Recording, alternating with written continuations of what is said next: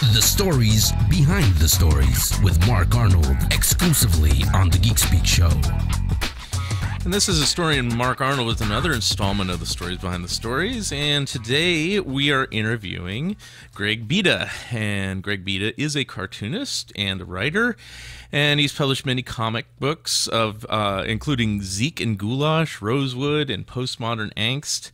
And his work has appeared in Harvey's New Kids on the Block comics. And he's contributed to Craig Yo's Archie book and a book called Betsy and Me, featuring comic strips produced by the legendary Jack Plastic Man Cole. Thanks, Greg, for being on the show. Well, thank you for having me. And so, Greg, just tell me a little bit about yourself and how you became a cartoonist and a writer and a collector of various comic-related memorabilia. Well, it all started when I was a kid, and I watched the Flintstones on TV, and so that's what kind of got me going, and I became really interested in Hanna-Barbera cartoons at an early age, and for some reason, that was the main focus for a while. I liked Underdog as well, but I kind of almost put them in the same camp as Hanna-Barbera. And then I started off, like most people, by drawing my favorite characters. Mm-hmm. When I was older, I got interested in Archie comics. Was there any particular character that you learned to draw well, or you just liked to draw during that time? I think I like to draw all the Hanna-Barbera characters. I used to create my own homemade trading cards, so it was kind of fun just to do all of them. Mm-hmm. And so this led you eventually to do your own comic strips, but which ones did you do first? I know you do Zeke and Goulash now and Postmodern Angst, but what was the first comics you were doing when you were drawing them yourself? Well, when I was drawing them myself, the first published work I did was when I was like 15 years old, and I had a comic strip in my high school newspaper, and that was called Gordon, and that lasted for 2 years. And I think having, a comic strip in a high school newspaper is really, really important for a young cartoonist. And it was around that same time that I started writing letters to famous cartoonists, and I discovered that many of them would write back. And so, like, my first letter I ever got was from Bill Ward, and I was 16 years old, and it was just such a thrill. And then I later did comics for my college newspapers and a local paper, and then I started publishing my own comic books in 1995, and that was like Postmodern Angst #1 was solicited through Diamond, and what was the other company? There was another distributor too. And it was like Cold Cut or something like that, and it was one of them. And I can't remember all the distributors at the time. They've all been gobbled up by Diamond, yeah. And then around 1995 is when I started exhibiting my comics at conventions. Mm-hmm. So that was like, another way to, distribute my work is to go to San Diego Comic Con, Alternative Press Expo, WonderCon. So I used to go to 3 of those shows, every year for many, many years. I don't do all 3 of them anymore, but I used to go to a lot of those. Mm-hmm. And then at some point around that same time when you started going to the shows, you did get a job writing for the New Kids on the Block titles. How did that come about? Well, that was earlier. That was in 1990. Uh-huh. Well, I did go to San Diego Comic Con in 1989 and 90, so... But that's when I was in my early 20s, and I was really, really gregarious and submitting a lot. And so I created my own teenage humor comic book series, with my own characters, and I submitted it out to everybody, Scholastic, Harvey Comics, Archie Comics. I don't know if I submitted it as Fantagraphics, but and so the editor at Harvey Comics, or not the editor, but his name was Craig Mitchell. He was the one who saw this submission and said, "Would you like to write for New Kids on the Block comics?"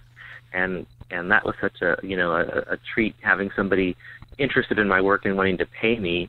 And so that was around 1990, and there was one script that I'd submitted that they didn't like, and then I submitted another script that they did like, and so that's when I started writing. And then Sid Jacobson was the editor, and he used to call me on the phone and give me little critiques of my scripts. So I thought that was really nice. And I was 21, going on 22 at the time. Mm-hmm. I was living at home. Say that again. I'm sorry. Oh, I was living at home with my living at my home. Okay, it kind of cut out there for a second. So I know this from basically what you just said, but also just because I know you, you tend to like teen comics in general. What led you to become like a teen comic fan and an Archie fan like you are? It's hard to say.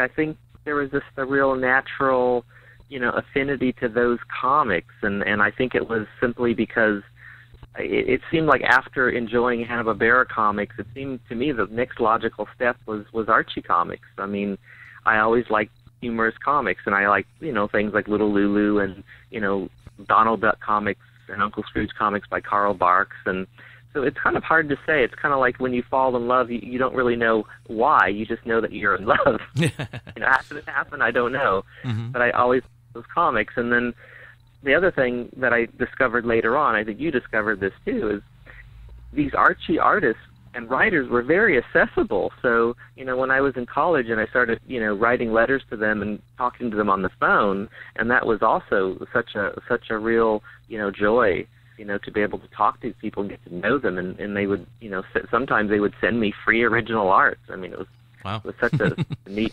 experience of getting to know them. Mm-hmm.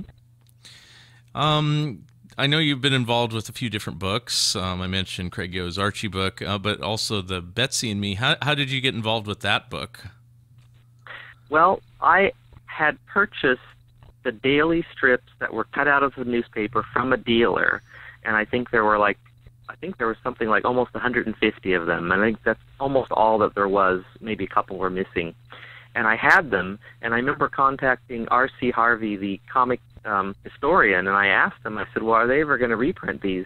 And he said, he didn't know, and he contacted Fantagraphics, and they contacted me, and they said that I was the first person that they knew who actually had the strip. So everybody had known that Jack Cole did Betsy and Me, but apparently, to actually have almost a complete run of the strips was not that common. So I scanned them in for Fantagraphics, and I think they found some other strips, and they found some Sundays. I didn't have any of the Sundays. And then they did the book, and such a nice book and very kind of a bittersweet book. Half of it is by Jack Cole, and then he committed suicide, and then this other guy, was Dwight Parks, did the other half. Mm-hmm. But I was really proud of that book because I kind of felt, well, yeah, that was a book that came into existence because of me, and then they acknowledged my contribution inside the book. So that was really nice. Oh, that's great. So currently now, what are you working on? I know you're working on a few projects, so let me know. Well, the most pressing recent project is this Frank Hill book that I'm scanning in, and I'm cleaning it up, so I'm kind of mastering these pages. Frank Hill is 83 years old. He's been drawing comics for 50 years. He was, well, you know who he is. Most people don't. Well, you could say who he is, yeah. Explain to the listeners. He worked on Dennis the Menace and other stuff. Right. Well, he's most famous for doing Dennis the Menace comic books from around 1967 to 1977, and he even did some of those travel books, like Dennis the Menace Goes to London, Dennis the Menace Goes to Paris, and they actually flew him down there to do those books, and he was the artist, and he would pencil, ink, and letter these books. Fred Toole was the writer, and then he also was a long time assistant on Short Ribs, which was a syndicated comic strip that started, I think, in like 1958, and it ran through 1984. So I think Frank started on that strip in the early 60s, and then eventually he took over the strip. Like the last 8 years of Short Ribs, he actually got to sign his name, and he was the sole, creative person on that strip at the time. Mm-hmm. And worked for Carl Schultz, and just did licensed characters like the Flintstones and Yogi Bear, and I guess he worked for Harvey Comics. He worked for New Kids on the Block the same time that I did, and that's how I knew about him. So I've gotten to know him the last couple of years, and so recently, like last year, he said that he had finished a graphic novel. It's like over 120 pages, and he asked me if I would scan it in and then clean it up, because the pages can be a little messy. And so I told him I would do it. And what's exciting about this project is that this is the first graphic novel he's ever created from scratch, completely on his own. You know, it's like he didn't expect. You know, because I think most of his life he kind of was someone who basically was a freelancer, and he did the jobs that were assigned to him. And I think he did things on speculation, but he never did a 120-page graphic novel on speculation. So the graphic novel, it's a bit of a, well, it's kind of like a fairy tale for adults. Is the only way I can describe it. But it's really exciting. It's a great piece of work. And it's nice to know that somebody in their 80s is still able to actually perhaps produce the best work that they've ever done. Wow. So he's kind of a bit of a role model for me, and I've really enjoyed getting to know him, and it's been really fun, you know, cleaning up these pages, and in some cases I'm kind of getting rid of pencil marks that shouldn't be there, and then there are little blots on the little imperfections on the page, and I'm cleaning them up. So that's the one that... When do you anticipate this being done or released? Oh, by the next big wow, which is in this coming May. So I told him that, you know, let's print up 100 copies in May. He can sell like 50 copies at the show and take the other 50 and submit them to different publishers and give them out to his friends and that kind of thing. But he really wants to find a publisher for it. Right. Okay. Well, I want to thank you for joining me today on the show. It goes really fast, as you know. I just wanted to know what's the best place people can contact you or where they can see you next? Well, Facebook is good. You know, I have a personal Facebook page under, you know, Greg Beda, and then there's also a Zeke and Goulash Facebook page. I have a website, which would be, you know, www.gregbeda.com, although there's not much there at the moment, but at least it is there. Right. Okay. Well, I want to thank you for joining me today, Greg, and just wanted to let everyone know that you can always hear these radio shows on the Geek Speak Show website, and if you want to comment, you can always email me at mark@thegeekspeakshow.com. You can hear the complete story behind the stories by going to funideas.50webs.com. That's 50webs.com. funideas.50webs.com. The stories behind the stories, exclusively on the Geek Speak Show.